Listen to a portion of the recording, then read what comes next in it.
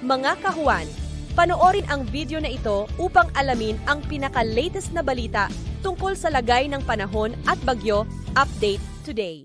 Kasalukuyang umiiral ang amihan na northeast monsoon sa Hilagang Luzon. Nagdudulot ito ngayon ng mga significant na pag-ulan dito sa Batanes at Babuyan Islands. At maliban po dyan, of course, dala pa rin ito ang may kalamigang hangin pa rin, lalong-lalo na pagdating ng gabi at madaling araw doon sa Hilagang Luzon. Samantala sa natitirang bahagi naman ng bansa ay easterlies ang nakakaapekto at dala rin po nito ang mainit at malinsangang panahon na most likely mararanasan po natin sa bandang katanghalian at hapon.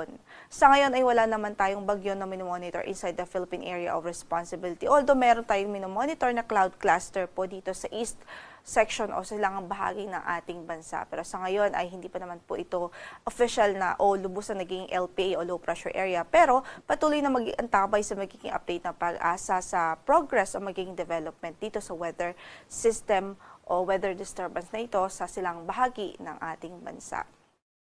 Base naman po sa ating computed heat index kahapon, naitala po ang pinakamataas na computed heat index o init factor sa Kasiguran, Aurora. Umabot po sa 42 degrees Celsius ang init factor doon at nasa danger level po yan. Samantala dito sa Metro Manila ay nag-range po from 35 to 38 degrees Celsius yung naging computed na heat index o init factor po natin dito. Yun po ay naitala sa NAIA, Pasay City at dito sa Quezon City. So, ating pong awiso sa ating mga kababayan, patuloy po mag-ingat dahil yung ganyang klase po or level ng init pwede pong magdulot ng mga heat stress at heat cramps. So hanggat maaari po iwasan muna ang direct exposure sa sunlight, lalong-lalo na sa katanghalian at early afternoon.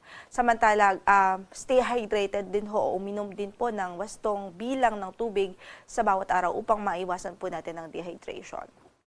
Para naman sa pagtaya ng heat index sa araw na ito, dito sa Metro Manila from 35 to 37 degrees Celsius ang inaasahan na pwede po o posible maging heat index po natin o maximum heat index. Samantala sa Borongan City, sa Borongan, Eastern Samar, 40 degrees Celsius ang pwedeng abutin, habang sa Cotabato City, Maguindanao ay 40 degrees Celsius din po.